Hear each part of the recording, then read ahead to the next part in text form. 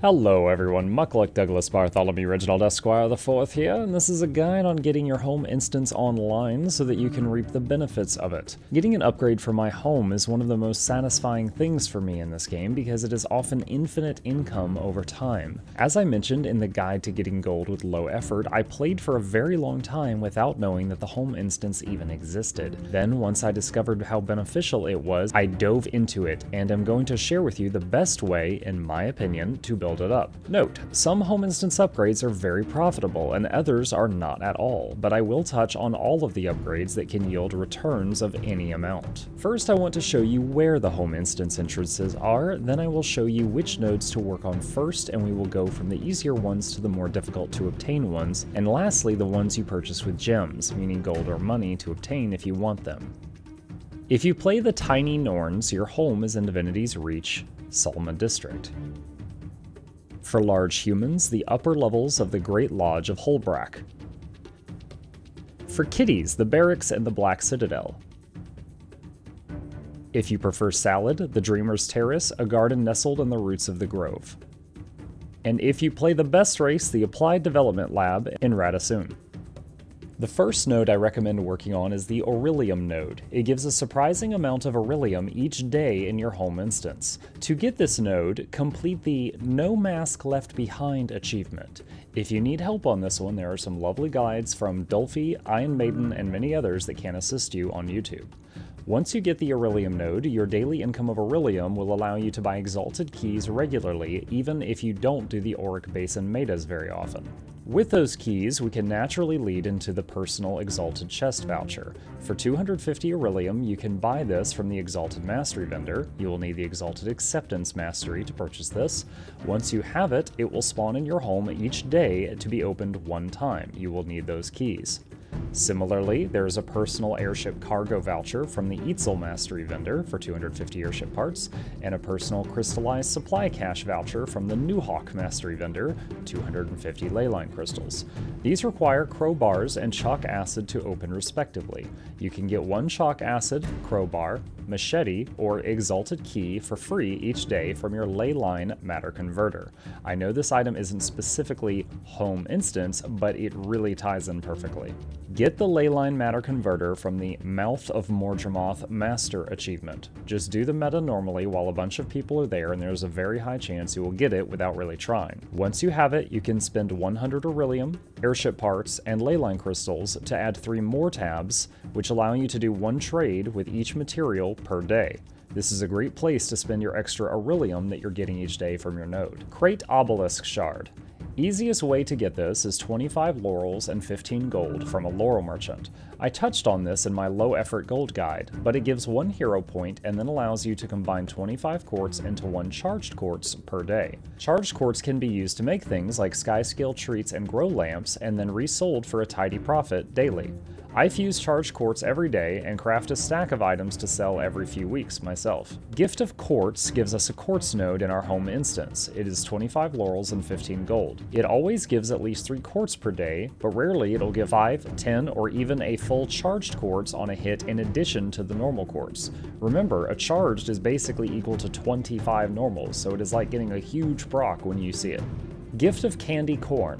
Also 25 laurels and 15 gold gives a Halloween candy corn node. You could sell the candy corn. People who purchased a candy corn converter use these year-round, or you can save them up for the next Halloween to spend at the Halloween merchant. Remember, every time you get 1,000 candy corn, you can turn them into 1 candy corn cob in Lion's Arch to save space. Greater Gift of Candy Corn is simply a larger version of its normal counterpart, but can only be bought during the Halloween event. Gift of Sprockets is 25 laurels and 15 gold. It gives you a sprocket node that you can mine each day for sprockets and blade shards.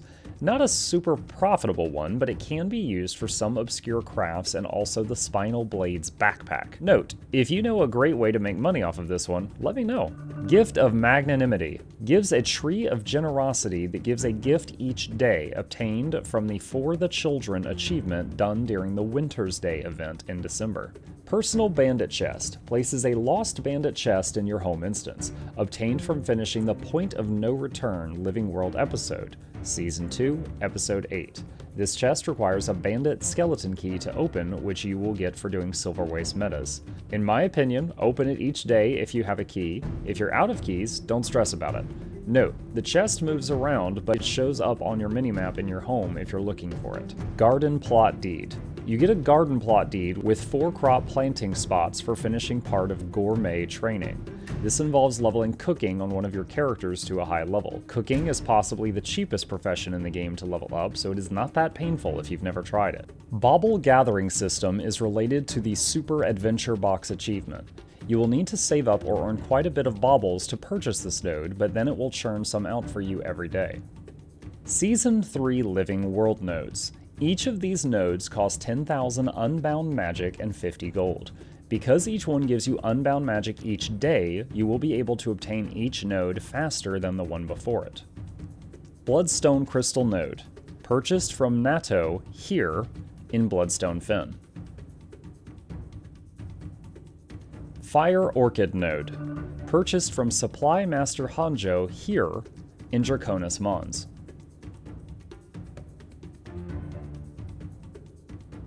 Jade Fragment Node, purchased from Quartermaster Hitchens here in Lake Doric.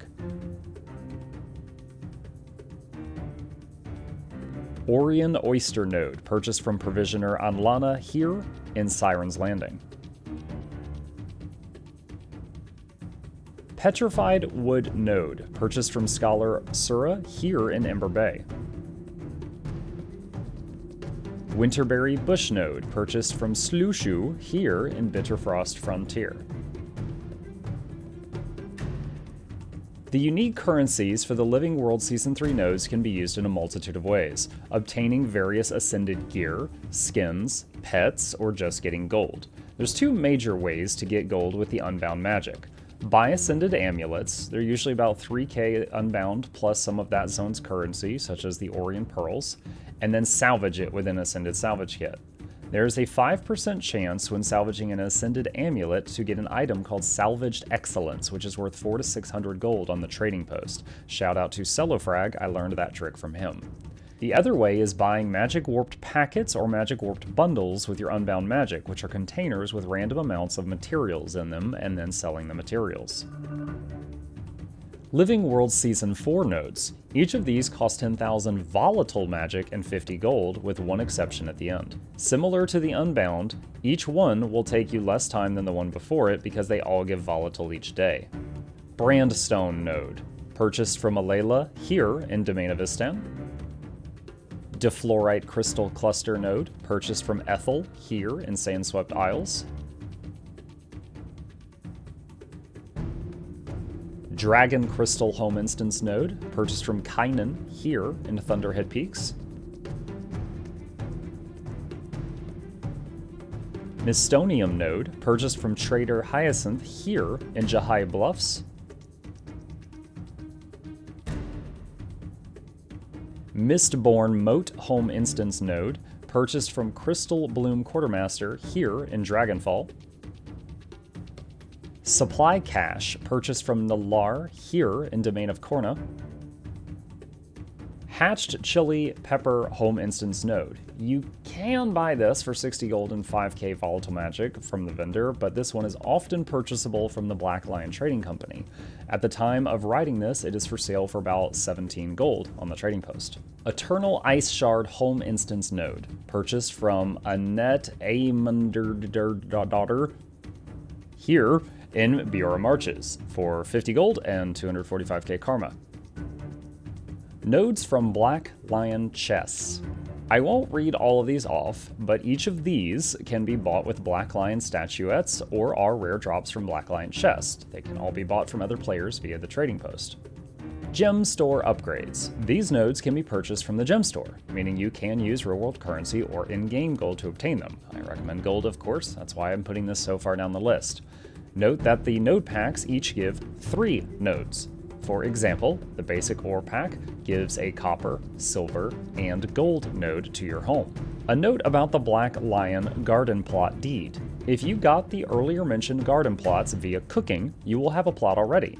Buying the Black Lion deed gives you another. However, buying a Black Lion garden plot also gives you a merchant that sells additional seeds you would not have access to if you only had the chef plot. That means if you had the chef plot and then the Black Lion plot both, you could plant the Black Lion seeds in all the planters, even the ones obtained from cooking.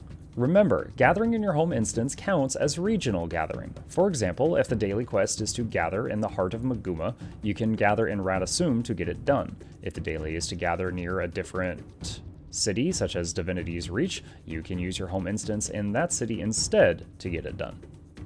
The Enchanted Treasure Chest. This is a reward for the Treasure Hunter achievement. Half of the things for this achievement are really easy to get and they just require traveling around and buying from quest merchants. But some of the others are rare drops in the game that can sell for hundreds of gold. Binding them to yourself for the achievement means you're giving up that gold. For this reason, it is a very expensive achievement. If you do complete it, you get an enchanted treasure chest in your home instance you can open each day. There are a few other home instance things you can get: cats, a cooking station, decorations, water guns, etc. But I believe we've touched on all the ways of making your home instance work for you each day. Most of this info was found by digging through the wiki, link below, but I couldn't find an up-to-date guide on this, so I wanted to make one to make it easier for others that were as clueless about this as I was. If you enjoyed the video or found it helpful, please consider clicking that subscribe button to help the channel grow. And if you have any questions, I am on Twitch every night after 9 p.m. Eastern Standard Time, and I'm happy to answer. That's all we've got for today, so until next time, happy harvesting!